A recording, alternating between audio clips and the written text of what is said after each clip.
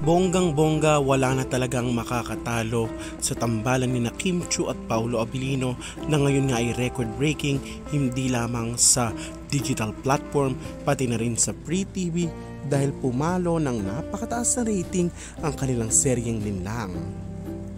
At sa araw nga ng February 1, 2024 ay nagtala ng 10.0% rating ang Linlang na maituturing na pinaka-successful na rating ng kahit ano pa mang palabas ng ABS-CBN matapos ang shutdown nila ng kanilang franchise.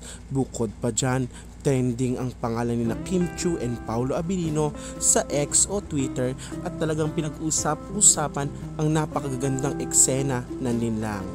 Trending din ang hashtag Juliana, hashtag Kimpao, hashtag Linlangkabet, pati na rin ang kanilang pangalan. Napakaraming accomplishment ng Linlang dahil ito ay siksik at umaapaw mga ads at syempre trending din ang Victor at iba pang mga hashtag ng nasabing serye. Happy naman ang Kimpao Universe dahil record-breaking na nga ang Linlang.